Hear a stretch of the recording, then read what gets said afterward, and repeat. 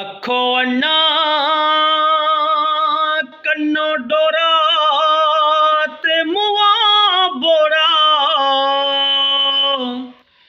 जवाब दे गया गिट्टे ते गोडे तेनो ओ खल ताइया पाइया खप एवें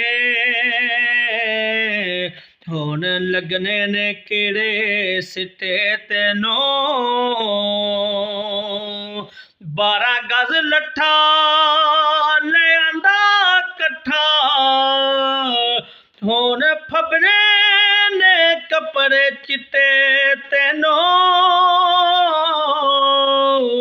निकम्मा हो के मोयो कसूर मंदा कौन रोवे ते कौन